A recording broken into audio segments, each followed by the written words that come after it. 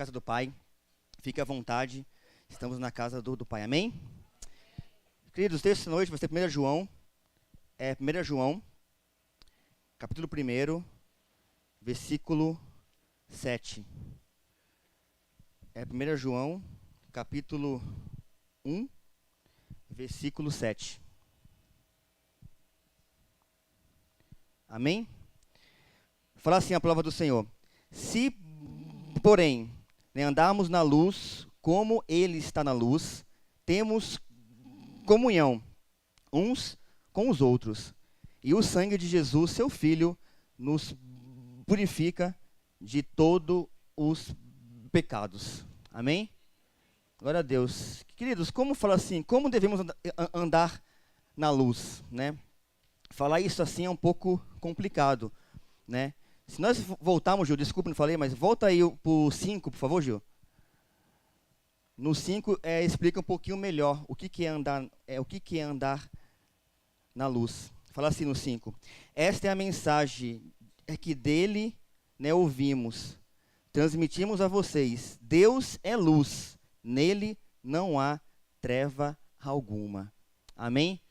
Quando estamos na rua, né, está o sol, ou mesmo né, num quarto, num local, quando bate o sol, né, numa árvore, num prédio, qualquer objeto, ele fica num lado, né, fica com brilho, né, e do outro lado tem o escuro, né, fica trevas do outro lado, né. E aqui no texto, irmãos, Deus fala assim: eu sou luz, ou seja, em torno, né, se nós olharmos para Deus, nele não há treva alguma, né, porque Ele é a luz. Ele fala aqui no 5, né, eu sou a luz. Então, ou seja, não emana treva, não emana escuridão da luz, né? E nós né, às vezes, nós falamos, não, estamos andando na luz. Mas muitas vezes há um canto, né? Há um local onde a luz não está batendo, que pode ter um local escuro ali, né? Algo que nós ainda estamos fazendo que Deus não gosta, não se acha, né, bem com isso. Há um lugarzinho escuro. Ele fala assim: olha, queridos, meus amados filhos, andem na luz.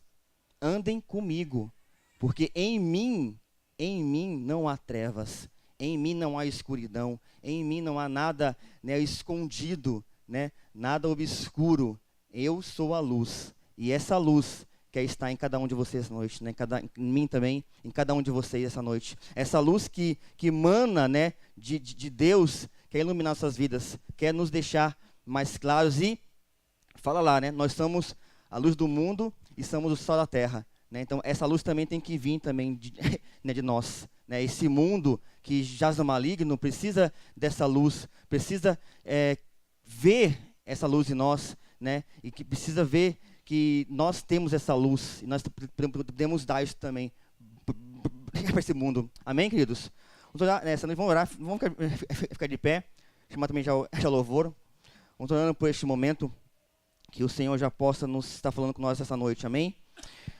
Senhor, obrigado por este momento, meu Pai, por este dia, por esta noite que estamos aqui, meu Pai, na Tua presença, meu Pai amado. Obrigado por tudo, Senhor, por este dia abençoado, meu Pai, por esta noite que estamos aqui, meu Pai, debaixo da Tua vontade, debaixo do Teu querer, Senhor, debaixo da Tua doce voz, meu Pai, da Tua vontade maravilhosa, querido Deus. Obrigado por tudo, Senhor, por cada um que veio aqui esta noite, meu Pai. Também em casa, meu Pai amado, também ouvindo essa live, também abençoa também as famílias, os lares também dessas pessoas que estão nos seus lares, meu Pai amado, e que possamos aqui essa noite sair daqui hoje cheios de Ti, meu Pai, cheios da Tua presença, cheios da Tua luz, meu Pai, da Tua graça maravilhosa. Obrigado por tudo, meu Pai, amém e amém. Amém, igreja. Lá no livro de Apocalipse 22, Jesus nos dá uma orientação, uma advertência. Ele diz assim: eis que vem em breve. A minha recompensa está comigo, e eu retribuirei a cada um de acordo com o que fez. Eu sou o Alfa e o Ômega, o princípio, o primeiro e o último, o princípio e o fim. Felizes os que lavam as suas vestes e assim têm direito à árvore da vida e podem entrar na cidade pelas portas.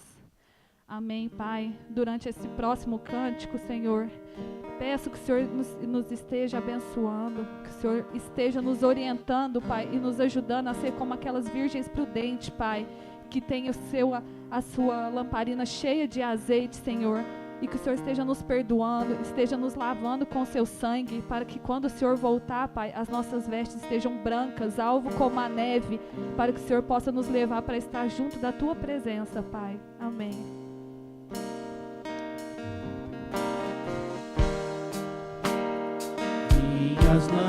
Estando na palavra do Senhor, que é o nosso alimento, é o nosso pão diário, é aquilo que vivifica a nossa alma, né? Que fortalece o nosso ser, né? Às vezes a gente vai, amanhã é segunda-feira, então a gente acorda, já tem aquele dia pela frente, aqueles desafios, e que a gente faz, a gente já toma um café da manhã, né? Tem que sair de barriga cheia. Quem não costuma comer, leva um lanchinho. Em determinado momento você vai comer alguma coisa para poder dar aquele vigor pro físico, pro corpo, não é verdade?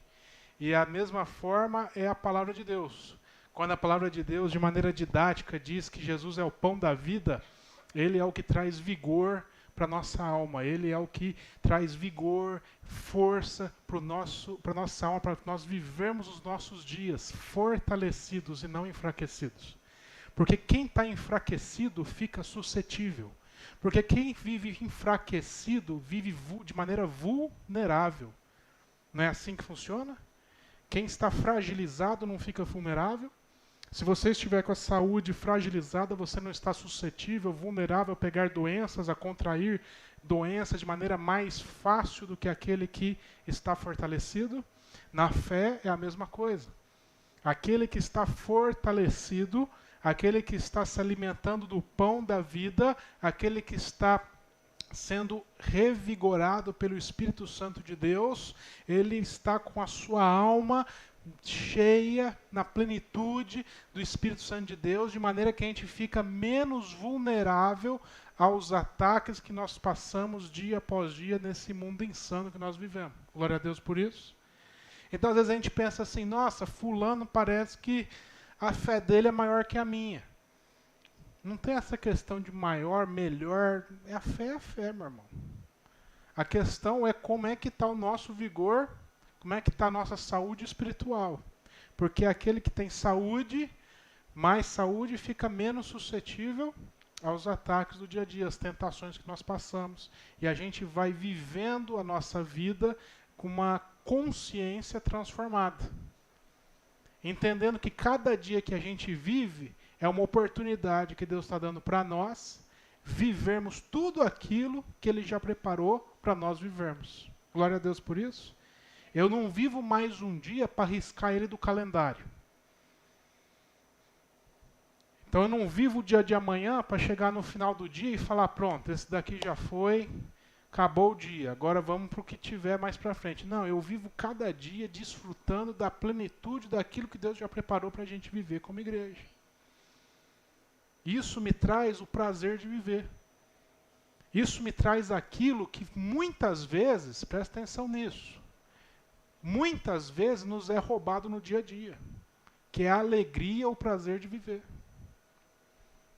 Muitas vezes a gente vive no automático, sem ter alegria e prazer de estar vivendo os nossos dias. Quem está entendendo isso daqui? Que bom, porque eu nem ia falar disso, mas estou falando, então que bom que você está entendendo. Porque muitas vezes a gente vive tendo a alegria de viver, tendo sido roubada de nós. Diante das dificuldades, diante dos desafios, diante da maldade, diante desse mundo, diante das nossas tentações. E a gente vai vivendo a vida como se fosse só riscando mais um dia. Ah, foi mais um dia aí. Menos um para a conta do meu tempo que eu tenho aqui na Terra. Não, não é menos um, é mais um, meu irmão. É mais um dia que nós temos para viver na presença de Deus. Glória a Deus por isso. Amém. Então, meu irmão, vamos abrir nossa Bíblia lá em Gálatas, capítulo 2. E hoje o tema da nossa mensagem é pare. Hoje o tema da nossa mensagem é stop. Dê uma parada aí. Você já andou de carro, moto elétrica, ou até mesmo no ônibus, você sabe, ou até mesmo a pé, que você vai participar de passar, né, por um cruzamento. O que tem lá no cruzamento, Richard? Pare. Se o cara não parar, ele bate no seu carro, como foi o caso que aconteceu. O pare tem que ser respeitado. E na nossa vida, tem muitos pares na nossa caminhada. Você sabia disso? A gente só pensa na caminhada, mas a gente esquece que no caminho tem alguns cruzamentos. E é necessário a gente aprender a parar. Parar não significa retroceder. Parar não significa voltar atrás. Parar significa prudência. Eu vou parar, eu vou ver se está livre, se é seguro eu atravessar. Não é assim que funciona? E aí eu vou continuar. Então parar, muitas vezes nesse sentido, é saudável. E nós vamos ver que a Bíblia nos incentiva a gente estar vivendo a nossa fé, mas muitas vezes fazendo pausas para poder avaliar o cenário, o ambiente que nós estamos vivendo. Estamos entendendo isso? Então, nosso tema desse ano é pescadores de... Então, já que você não sabe, está ali, ó, pescadores de homens, Mateus 4:19. O tema desse ano é pescadores de... Olha, agora você já sabe, está vendo como mudou? Então, Jesus, quando ele vai iniciar o seu ministério, ele vai passando e ele vê alguns pescadores. Pescadores do quê? De peixe. Eles estão lá exercendo o seu ofício. E aí Jesus chama eles e fala, escuta, venham comigo, me sigam, que eu vou tornar vocês, ao invés de pescarem homens, vou tornar vocês em pescadores de peixes, eu vou tornar vocês em pescadores de homens. Eu vou ensinar vocês a lançar as redes da graça sobre as pessoas, para que elas entendam o poder do Evangelho e sejam transformadas, salvas por esse Evangelho. Então Jesus chama esses discípulos, começa a chamar e fala, vem comigo, que eu farei de vocês pescadores de homens. Ele passa 3 anos e alguns meses ensinando esses discípulos, transformando a consciência e o coração, a maneira como lidar com as suas emoções, para poder transformar a maneira como eles racionalizavam a fé deles. 3 anos e meio, para que eles deixassem de ser pescadores de peixe e se tornassem pescadores de homens. E aí a Bíblia fala que, terminados esses 3 anos e alguns meses, Jesus, ele cumpre sua missão, ele morre, ele ressuscita. Jesus não está mais com seus discípulos. E o que eles fizeram? Voltaram a pescar peixes. Eles voltaram a fazer aquilo que eles faziam antes de andar com Jesus. Presta atenção nisso. Eles retornaram a uma vida que eles aprenderam a viver.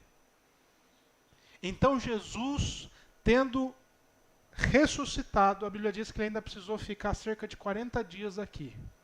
Por quê? Porque ele precisou visitar de novo os discípulos e chamar eles novamente. Falar, gente, larga as redes, esquece os peixes, que agora eu dei na mão de vocês, na mão da igreja, a rede da graça, para poder ministrar essa graça para o mundo inteiro. Estamos entendendo isso daqui? E aí ele tem que chamar novamente os seus discípulos. Grava isso, grava essa história. Porque a gente vai ver que nós vamos aprender hoje que nós precisamos fazer essas pausas, esses pequenos pares na nossa caminhada. Porque se os discípulos tivessem parado, eles iam falar, gente, nós antes pescávamos peixes, Jesus ensinou a gente, chamou a gente para pescar homens, e a gente está retornando para fazer aquilo que a gente fazia antes de conhecer Jesus. Não, peraí, tem uma coisa errada. Então, fazer pausas na nossa caminhada é saudável, para a gente poder compreender para onde nós estamos caminhando, meus irmãos. Porque às vezes a gente pensa assim, eu estou no caminho. Jesus não é o caminho, a verdade e a vida? A gente fala, não, eu estou no caminho, eu vou na igreja. Dia de ceia, eu não falto, né, que é um rito mais... Eu participo dos dízimos, eu leio a Bíblia em casa, eu faço oração. Eu estou no caminho. Só que a gente esquece que a gente pode estar no caminho, porém em sentidos opostos. Se eu pegar 0,50 e sair de Uberaba, onde que eu vou parar? Depende. Se eu for mais para o norte, eu vou parar ali em Uberlândia, não é? Mas se eu rumar mais para o sul, para onde que eu vou parar? Lá Ribeirão Preto, São Paulo. Não é assim? É o mesmo caminho? Não é o mesmo caminho? Nós estamos falando da 0,50? É o mesmo caminho. E os sentidos? Sentidos opostos.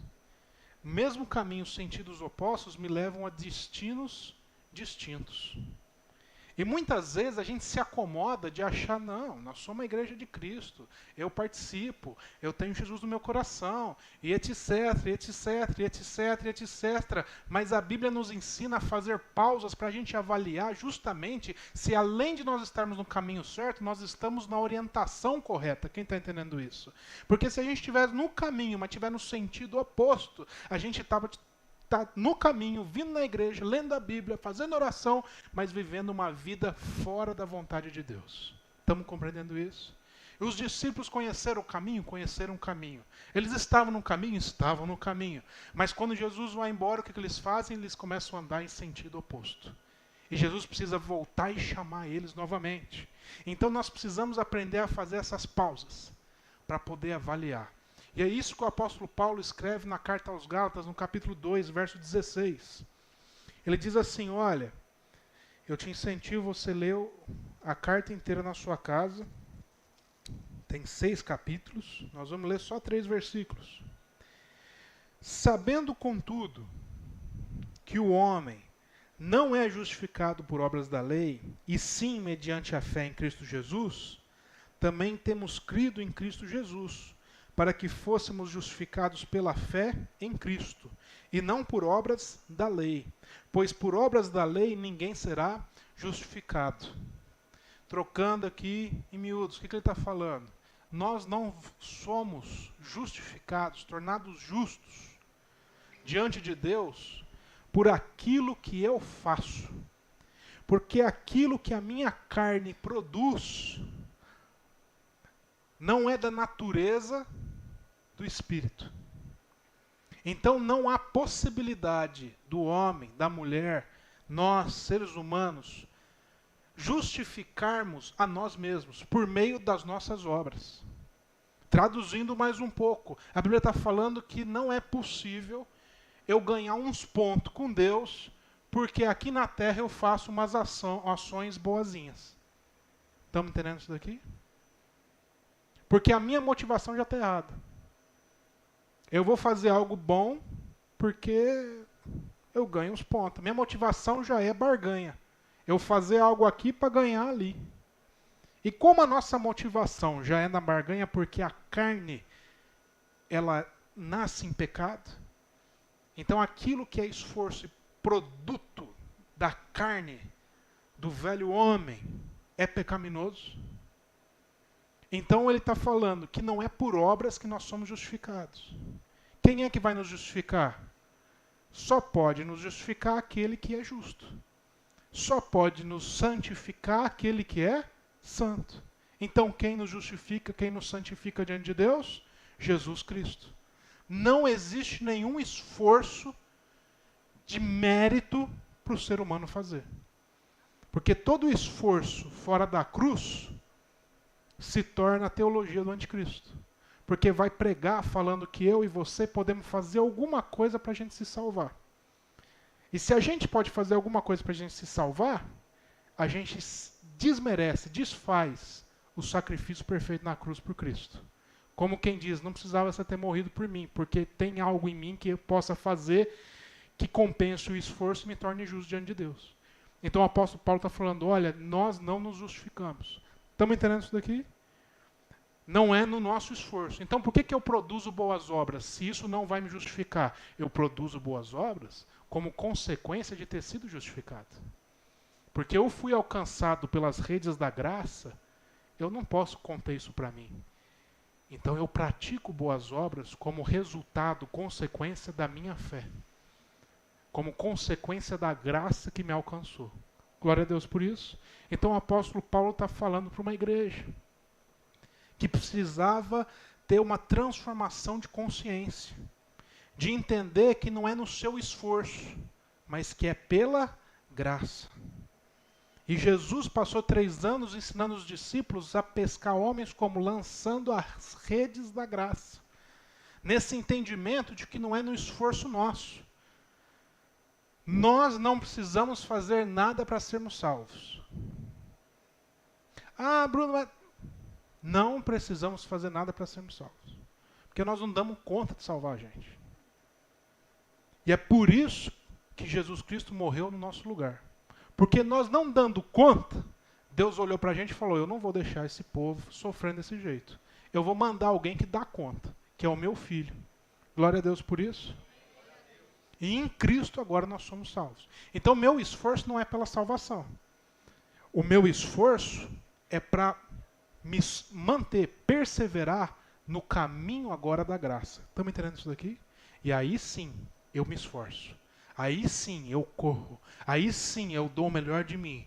Porque eu não vou abrir mão da graça de Deus na minha vida. Eu não vou abrir mão da santidade de Deus em mim. Eu não vou abrir mão da justiça, porque eu fui justificado por Cristo. Estão entendendo isso? Então meu esforço não é para ser salvo. O meu esforço é para me manter no caminho e no sentido correto. Glória a Deus por isso. E aí ele continua dizendo, verso 17, mas, se procurando ser justificados em Cristo, fomos nós mesmos também achados pecadores, dar-se-á o caso de ser Cristo ministro do pecado? Certo que não. Ele está dizendo, olha, se eu já fui justificado, se eu já fui perdoado, e de repente tem em mim pecado, eu olho para a minha vida e falo, nossa, eu estou em pecado. Como o Tony falou, tem trevas ainda em algumas áreas da minha vida, tem áreas ali que não foram iluminadas totalmente. É culpa de Jesus? Paulo está falando, não. Somos nós que ainda estamos no processo de sermos aperfeiçoados. Nós não somos perfeitos. A Bíblia diz que nós somos santificados. Então nós não somos perfeitos. A Bíblia nos chama de santos. Porque perfeição e santidade, a gente já falou sobre isso, são conceitos distintos. Então nós estamos num processo de sermos aperfeiçoados. O Espírito Santo de Deus tem nos aperfeiçoado dia após dia, para que até quando Cristo volte, a obra do Espírito esteja completa na igreja. Glória a Deus por isso. Então é por isso que cada dia mais a gente vai vivendo e a gente vai olhando para trás e falando assim, eu estou amadurecendo. A cada dia eu estou amadurecendo, porque a cada dia a igreja está sendo aperfeiçoada. Então, se há pecado em nós, não é Cristo o ministro do pecado, somos nós que estamos ainda sendo aperfeiçoados e vamos abandonando as práticas do velho homem. Glória a Deus por isso. Verso 18, por fim. Porque se eu torno a edificar, porque se eu torno a construir aquilo que eu destruí, a mim mesmo me constituo transgressor. Se eu volto a construir aquilo que um dia eu já destruí, eu estou construindo para mim um caminho da transgressão. Se eu volto a construir no meu coração algo do velho homem que eu já tive o trabalho de desconstruir, de derrubar, então eu estou no caminho correto, mas andando no sentido contrário. Muitas vezes, o que o apóstolo Paulo chama a igreja por essa carta, e Deus nos chama a atenção como igreja dele, é porque muitas vezes nós já destruímos. Olha o que ele fala, porque o Senhor torna a edificar aquilo que eu destruí. Quem é que destruiu? Eu. Eu tendo me arrependido, eu tendo olhado para Cristo e identificado que Cristo é o meu Salvador, tendo tomado a decisão de andar nesse caminho, fui eu que destruí os meus vínculos com o pecado. Porque eu entendi que Cristo me salvou e eu não quero viver mais uma vida fora da salvação de Cristo. Então eu destruí os meus vínculos com o pecado. E olha o que ele está falando. Se eu torno a edificar, se eu torno a construir aquilo que eu já destruí. Como quem diz, se eu torno a construir aqueles hábitos, aquela prática, aquela vida do velho homem que já ficou para trás. Se eu torno a edificar na minha vida, se eu torno a cultivar na minha vida uma vida na prática do pecado. Porque existe uma diferença entre pecar pontualmente e viver em pecado, em ser um transgressor. Pecar é uma coisa. Ser transgressor é outra. Pecar é eu errar. Eu pequei aqui. Mas ser transgressor é pecar de maneira deliberada. Eu sei que eu estou errado, eu sei que eu estou fora da vontade de Deus, eu decidi, eu vou pecar. Esse é o caminho que eu decidi para a minha vida. Estão me entendendo essa diferença? E aqui nós estamos falando do transgressor.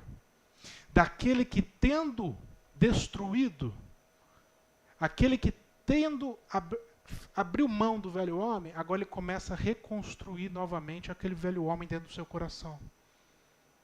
A viver em pecados que você e eu já vencemos um dia. Que nós já lutamos, já tivemos dificuldade, já derrotamos por meio da graça de Cristo e de repente a gente está revivendo esses pecados. Quem está entendendo isso? Nós estamos tornando a edificar aquilo que um dia nós destruímos. Achismos que nós carregávamos conosco, que não nos levavam a lugar nenhum. E eu torno a construir esses achismos na minha mente. Desejos da carne, que eu já abri mão, que eu já tinha aprendido a dizer não vou ficar satisfazendo tudo que eu quero, não. E agora eu volto a edificar, volto a viver segundo o desejo da minha carne. Egoísmos que eu já tinha aprendido a não viver mais.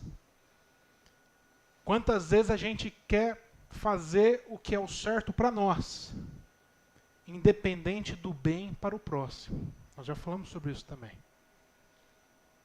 Nós devemos aprender a praticar o que é certo de maneira complementar com o bem para o próximo. Foi o pecado de Caim. Caim construiu um altar. Ele estava certo ou errado? Ele fez o certo. Mas ele não praticou o bem. E foi nisso que Deus pegou ele. Se você praticar o bem, não é certo que eu receberei a tua oferta? Deus não falou para Caim, se você praticar o certo, eu vou receber a sua oferta. Não, se você praticar o bem. Porque aquele que faz o que é certo, garante o seu direito. Mas aquele que pratica o bem, ele está preocupado com a relação. E eu já usei o exemplo aqui de um casamento. Se eu sempre querer garantir o que é certo para mim, eu nunca vou conseguir garantir o bem da relação. Mas se eu decido abrir mão da minha razão, eu consigo manter a paz na relação. Estão me entendendo isso daqui? É a diferença do certo para o bem. E o egoísta, ele não se preocupa com o bem da relação. O egoísta só se preocupa em garantir o que é certo para ele. E muitas vezes nós já vencemos o egoísmo, mas nós estamos voltando a construir o egoísmo nos nossos corações, porque voltamos a edificar aquilo que um dia nós destruímos. Nós aprendemos, o Espírito Santo de Deus trabalhou no coração dos discípulos, trabalha ainda hoje no coração da igreja para que a gente destrua a prostituição. E aí você fala, Bruno, como assim a prostituição? Porque a gente já pensa em prostituição, a gente já associa a prostituição de caráter sexual, não é isso? É verdade, existe a prostituição sexual.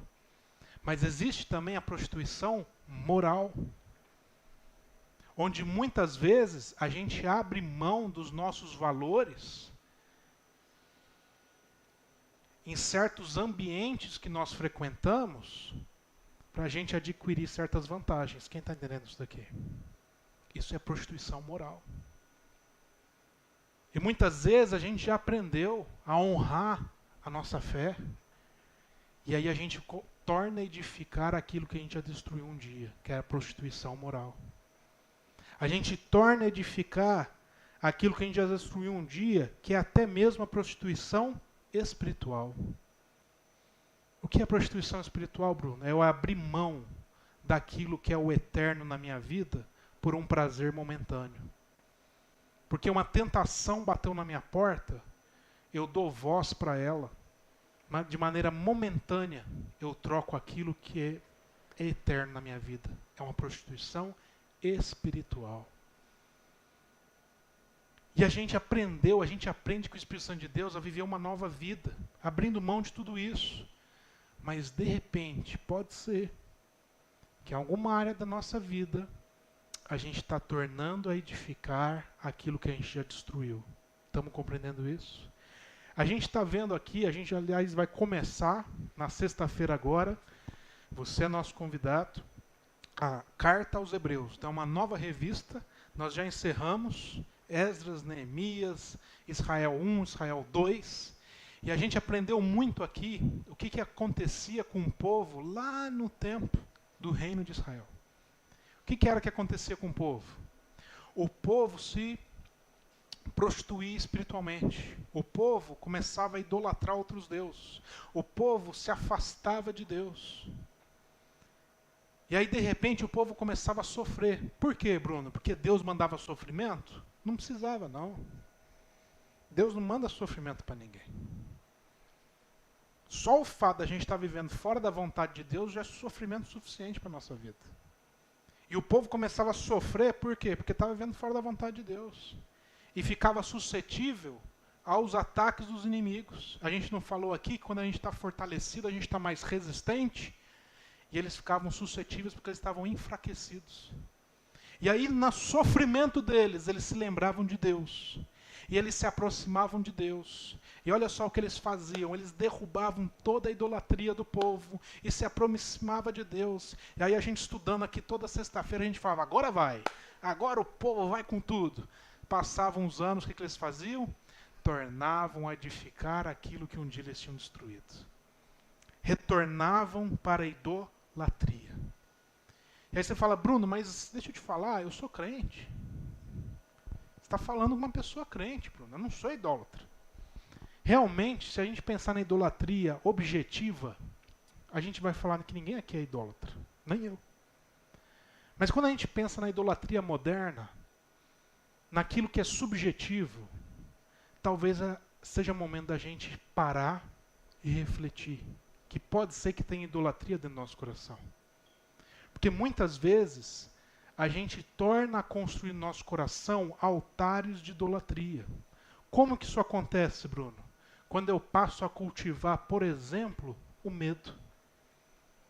Quem já sentiu medo? Todo mundo, né? Nessa hora, até o Julião, que é 2x2, até ele sentiu medo. Até o cara mais forte que você imaginar já sentiu medo. Porque é natural, faz parte da nossa existência. Não é verdade? O medo faz parte. Mas tem pessoas que constroem um altar de idolatria para o medo dentro do seu coração. Tem pessoas que cultivam uma vida de medo. Cultivam uma vida de medo na sua vida. E porque sempre estão cultivando medo na sua vida, vivem de maneira acovardada. Sempre retrocedendo, sempre se escondendo, sempre aquém daquilo que Deus já preparou para a gente viver, porque eu estou sempre cultivando o medo no meu coração. É por isso que a Bíblia diz que o amor lança fora todo medo, porque o medo é uma prisão que segura a gente e que puxa a gente para trás, que faz a gente retroceder na nossa fé, que faz a gente estar no caminho certo, mas faz a gente andar em sentidos opostos. E muitas vezes a gente levanta um altar de idolatria para o medo dentro do nosso coração e deixa de viver a plenitude, ou seja, tudo, a totalidade daquilo que Deus reservou para a sua igreja. Muitas vezes, o altar de idolatria que nós levantamos no nosso coração é para tristeza. É normal sentir tristeza. Faz parte da vida. Ninguém quer, mas ela chega. Mas muitas vezes, a gente está cultivando a tristeza dentro do nosso coração. A gente não sabe encerrar os ciclos. Porque a tristeza é um ciclo que tem começo, meio e fim. A Bíblia diz que o choro pode durar uma noite, um período de tempo. Mas a alegria proveniente da esperança, ela vem pela manhã, ou seja, inicia um novo tempo na minha vida. Eu preciso aprender a viver os tempos, as estações, mas mais do que isso, a encerrar os ciclos. A alegria vem pela manhã porque a palavra do Senhor também diz que as misericórdias do Senhor se renovam a cada manhã na nossa vida. É isso que traz esperança. Então, o que é que combate a tristeza? A esperança. E muitas pessoas colocam a tristeza no seu coração e cultivam aquela tristeza. Isso é uma idolatria, meu irmão. Isso é uma idolatria moderna. Outras pessoas idolatram a ansiedade. Ter ansiedade é normal, assim como o medo, assim como a tristeza, como a alegria. Ficar ansioso é uma reação normal do ser humano. Vou falar uma coisa para você, meu irmão. Ninguém foi criado com estrutura para lidar com quantidade de coisa que nós somos bombardeados todo dia. Nós estamos com a nossa psicóloga aqui. É verdade ou é mentira? Nós não temos estrutura, meu irmão.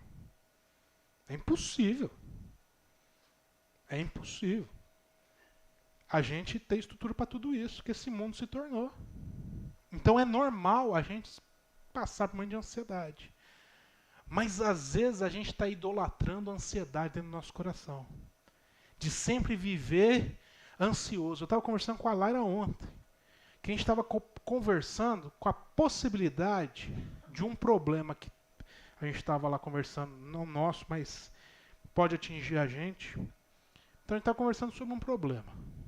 E a gente começou a pensar no agravamento desse problema. Rapaz, mas se acontecer isso... Rapaz, vai acontecer isso. Mas se acontecer isso, além disso, agrava isso. E a gente chegou no extremo do problema. E quando você chega no extremo do problema, irmão, para cada problema, o que a gente pensa? Numa solução. O problema nem existe. E a gente começou a gastar energia, tempo e saúde pensando numa solução extrema para um problema extremo que nem existe hoje. E aí eu comecei a conversar com ela, eu falei, olha como que é difícil a gente parar tudo e aprender com a Bíblia que diz, basta cada dia o seu próprio mal. Então eu falei, a gente conversou, a gente chegou à conclusão, o problema existe hoje? Não. Eu falei, então quando existir a gente busca em Deus solução.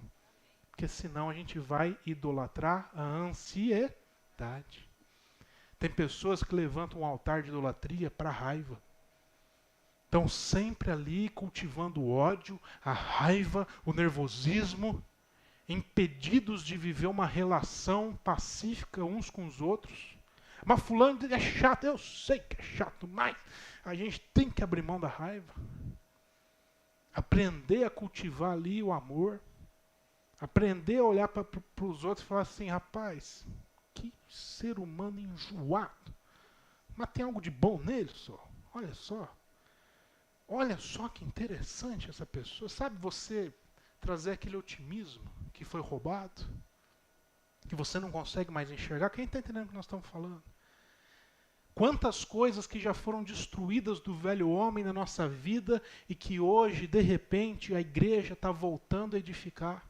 Esse é o chamado de Paulo para os Gálatas, esse é o chamado de Deus para nós aprendermos a fazer pausas, paradas na nossa caminhada, porque muitas vezes a igreja pode estar vivendo de maneira mais mundana do que espiritual, se estiver reconstruindo aquilo que um dia já foi destruído. E hoje o Senhor quer nos chamar aqui para que a gente faça pausas. Tudo bem parar, meu irmão, para respirar. Quem já fez caminhada? Às vezes você não tem que parar para dar uma respiradinha. Quem já tentou fazer corrida? Às vezes você não tem que parar para fazer uma respiradinha. Quando eu vou correr com a Laira, eu paro de 30 em 30 segundos. Eu não dou conta. Eu respira aí, e aí vai respirando. O Murilo estava no ensaio falando aqui, gente, eu não dou conta, eu preciso respirar. Pausas são importantes para a gente respirar e avaliar se nós estamos no caminho certo e no sentido certo. Porque Deus quer uma igreja saudável. Deus quer uma igreja com saúde, porque nós só vamos conseguir pescar homens, lançar as redes da graça na nossa cidade, se a igreja estiver saudável. Glória a Deus por isso. Quero te convidar a colocar de pé. Nós temos um momento de oração, de reflexão. Me dá o crédito do seu tempo hoje, que hoje é ceia, então o culto estende um pouquinho a mais. Mas não se preocupa agora com o horário, não. Curva sua cabeça, feche seus olhos. Aí no seu local, onde você está mesmo, abre o seu coração para Deus. De repente hoje, a gente aqui refletindo junto, meditando junto na palavra, e o Espírito Santo de Deus foi te mostrando aí no seu coração coisas que você tem tornado a construir e que não são da vontade dele. Coisas que você tem tornado a edificar, mas que são do velho homem, da velha natureza. E o Senhor está te chamando, falando, filho, filha, para um pouquinho, faz uma pausa. Faz uma pausa porque eu não quero que você caminhe com esse peso que você está caminhando. Eu não quero que você caminhe com esse jugo do pecado que você está caminhando. Eu não quero que você caminhe com tanta angústia, com tanta ansiedade nesse seu coração. Filho, filha, vamos se desfazer. Vamos se desfazer da natureza do velho homem. Vamos abrir mão daquilo que é desejo, daquilo que são as motivações que o homem pecador tem. E vamos caminhar pelo Espírito. Vamos caminhar no caminho certo, mas também no sentido correto. Às vezes o que o Espírito Santo de Deus está querendo essa noite é só você abrir seu coração. De repente a gente tem uma dificuldade tão grande de confiar, que a gente tem a dificuldade até de confiar no Espírito de Deus. E hoje o Espírito de Deus está falando, filho, filha, confia em mim. Abre o teu coração para mim, me dá uma oportunidade. Deixa eu entrar na sua vida, deixa eu trabalhar no seu coração, deixa eu trabalhar na sua vida. Deixa eu te mostrar, deixa eu te curar. Deixa eu curar suas emoções. Deixa eu curar os seus medos. Deixa eu curar sua alma ferida. Deixa eu tratar aquilo que ninguém consegue tocar. É por isso que o salmista diz que o Senhor esquadrinha o nosso coração e nos conhece, porque Ele conhece o profundo da nossa alma. Ele pode tocar, alcançar onde nenhuma pessoa consegue alcançar. E Deus quer alcançar os nossos corações nessa noite. Deus, como igreja do Senhor, nós queremos te agradecer, porque o Senhor continua falando conosco. O Senhor continua falando com a sua igreja. O Senhor continua alcançando os nossos corações. O Senhor não está mudo. O Senhor não está silenciado. Não, o Senhor continua falando com as nossas vidas. E nós queremos, Pai, pedir perdão pelos nossos pecados. Pedir perdão porque muitas vezes nós estamos no caminho certo, mas no sentido contrário. Muitas vezes a gente está voltando a edificar aquilo que uma vez já foi destruído na nossa vida. E nós não queremos mais viver como o velho homem, pecador, egoísta, idólatra. Não, Senhor. Nós somos novas criaturas em Cristo Jesus. Você pode dizer amém? Nós somos novas criaturas em Cristo Jesus e queremos viver desfrutando de tudo aquilo que o Senhor já preparou para nós vivermos e desfrutarmos. Deus, livra-nos do mal, nos fortalece diante das nossas tentações, nos ajuda a evitar o mal e fugir do pecado. Deus, instrui os nossos corações dia após dia, para que na Tua palavra nós sejamos fortalecidos. E que quando for necessário, a gente pare, faça certas pausas, para poder analisar a nossa vida, e aí poder voltar a seguir. Mas nunca, Senhor, nos deixe viver no engano, na ilusão, no pecado. Sempre que for necessário, Deus, fala com a gente, nos ajuda a parar, para que a gente possa se arrepender novamente, pedir perdão pelos nossos pecados e voltar a caminhar com o Senhor. Essa é a nossa oração em nome de Cristo Jesus. Você concorda? Diga amém. Amém. Glória a Deus por isso. Aí no seu lugar nós vamos cantar um louvor. Enquanto isso, você sai, pode pegar o seu cálice. Vou pedir para começar por aqui, para a gente fazer de maneira ordenada. Pode vir, pega o seu cálice, tem o suco, tem o pão, nós vamos tomar uma ceia juntos. E já pode vir enquanto o louvor vai se organizando aqui. Porque eu gosto é assim, eu gosto de pegar desprevenido, falar para cantar uma coisa que não estava programado. Aí o Richard abre a pasta, vai procurar um louvor. Mas a gente louva de novo, não tem problema. Amém?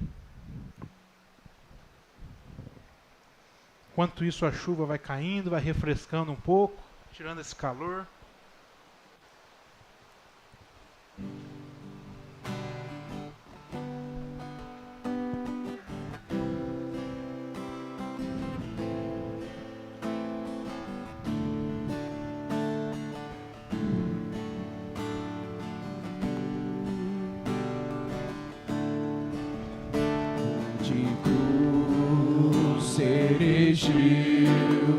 Dela o dia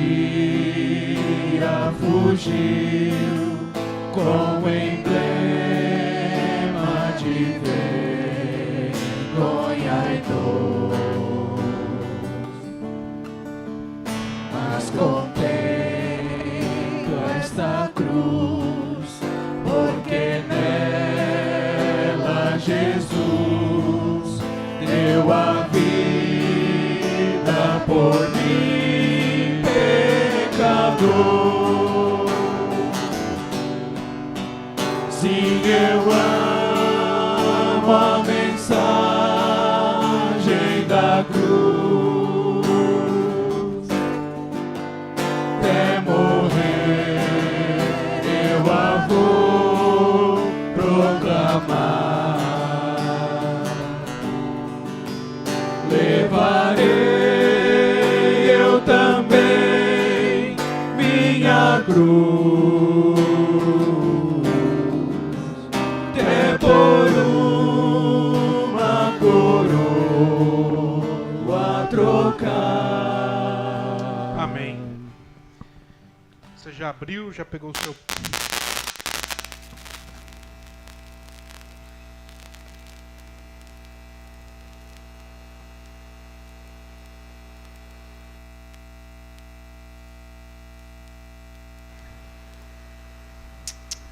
Som. Pronto. Vai abrindo sua ceia, seu kitzinho. Pega o seu pedacinho de pão. Tem que fazer às vezes um telecurso aqui. Às vezes cai, se cair você pega outro. Aí eu falei. Foi eu falar. Deixa esse daí, pega aqui pra ela. Se você quiser no final levar para sua casa, levar lá para um familiar, para um parente, tá bom? Pega aqui no final do culto, pode levar, e você vai lá, ministra a ceia junto com ele, com ela, e toma a ceia do Senhor. Irmãos, aqui tem um pedaço de pão, tem o suco, o pão que simboliza o corpo, o suco que simboliza o sangue derramado na cruz do Calvário, esse corpo que foi entregue em nosso favor. Jesus, que era justo, ele veio para nos salvar. Salvou os injustos e para isso deu a sua vida no nosso lugar. E nós fazemos isso como uma aliança, para nós sempre nos lembrarmos, como igreja do Senhor, de que nós somos resgatados pela graça de Deus. As redes da graça nos alcançaram um dia. E essa ceia é para nos lembrar que nós também podemos e devemos compartilhar desse pão, desse sacrifício simbolizado pelo suco. Ou seja, nós podemos e devemos lançar as redes para as pessoas que Deus já confiou nosso convívio, para que elas também sejam transformadas pelo poder do Evangelho. Amém? Senhor meu Deus, nós queremos te agradecer, Pai, porque não é por mérito nosso, não é porque não tem nada em nós, Pai, mas o Senhor nos amou. A tua palavra diz que não fomos nós que te amamos em primeiro lugar, mas foi o Senhor que nos amou em primeiro lugar. O Senhor olhou por nós, nos amou e enviou seu Filho. E agora todo aquele que nele crê tem os seus pecados perdoados, tem a chance de uma nova vida, de ser uma nova criatura. de viver de uma maneira transformada pelo Senhor. E nós, como igreja, te agradecemos por isso. Reafirmamos a nossa aliança. E nós queremos, Pai, ser a igreja que lança as redes da graça na nossa cidade. Nós queremos, Pai, ser a igreja que vive o Teu Evangelho e que é capaz de compartilhar do pão e do vinho por onde quer que nós passemos. Nos ajuda, Espírito Santo de Deus. E muito obrigado pelo Teu sacrifício na cruz. É a nossa oração em nome de Cristo Jesus. Quem concorda, diga amém. Pode comer do seu pão.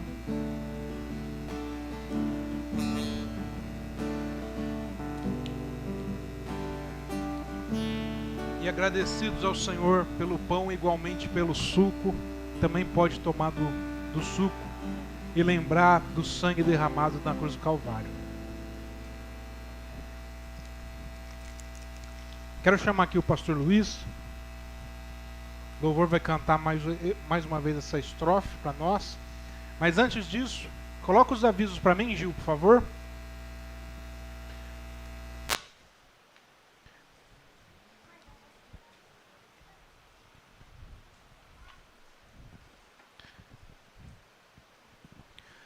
Sexta-feira nós temos estudo bíblico às 19 horas, desculpa.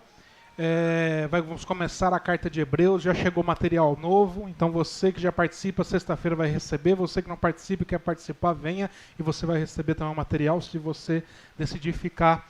Nós temos o Sal Adventro, que já tivemos uma edição esse mês, que é Oração no Monte, né? O pastor Luiz, ele tem agendado, vai ser de 2 em 2 meses, e lá no monte foi uma bênção, eu não pude ir, mas os irmãos deram testemunho, foram no monte, oraram, tiveram um momento de intercessão e oração.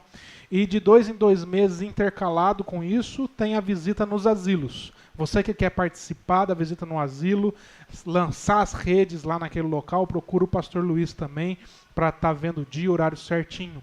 Nós vamos ter, nesse ano, com o pastor Sandri, as visitas nos hospitais, que está a cargo do pastor Sandri. Você tem interesse? Procura o pastor Sandri. Pastor Pedro, né, ele está responsável ali pelos panfletos, pela panfletagem também, e ele já disponibilizou lá na frente. A hora que você for embora, pega lá um panfletinho, carrega com você, de repente você encontra uma pessoa e fala, deixa eu dar aqui um convite para você, né, ir lá no culto, assistir o culto, aí você entrega um panfletinho também. Visitas, você que deseja uma visita no seu lar, uma visita pastoral, o pastor Pedro com a pastora Isabel estão incumbidos e responsáveis pelas visitas. Você marca, agenda com ele, o dia e horário. Você quer que um familiar seu receba uma visita na sua casa, uma oração, fala com o pastor Pedro também, tá bom? Casais, vai ser dia, que eu já esqueci, 25 de fevereiro. Bruno, o que eu vou fazer dia 25 de fevereiro? Você vai vir na igreja, você vai cancelar qualquer compromisso que você tinha, as viagens, tudo, e você vai vir na igreja, é um sábado, certo? Para casais, programação para casais. Então, dia 25 de fevereiro, aqui na igreja, nós vamos ter um encontro de casais. Quanto que vai ser? R$30 por casal, certo? R$30 por casal. Estão me acompanhando aqui, irmão? Ah, Bruno, estou solteiro. Dá um jeito de você arrumar alguém até o dia 25, dá tempo para trazer aqui e vai ser R$30 por casal, amém? E retire os encontros, o Gil e a Pâmela estão responsáveis, em breve queremos mais informações, #CobraGil, CobraPâmela, já vai atrás, queremos ali em cima, amém?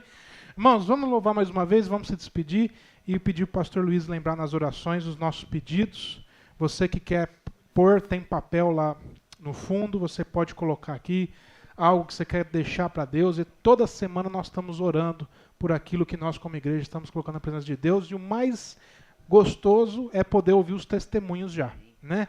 Já tivemos testemunho na sexta, tem pessoas que chegam no particular e falam, Bruno, está acontecendo isso, está acontecendo aquilo, e é que eu tinha posto ali, né?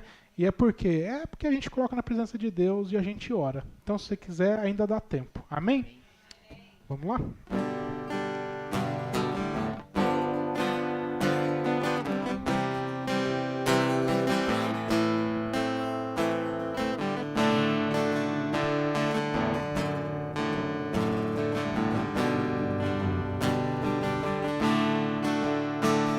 De cruz. se erigiu, dela um dia fugiu, como emblema de vergonha e dor.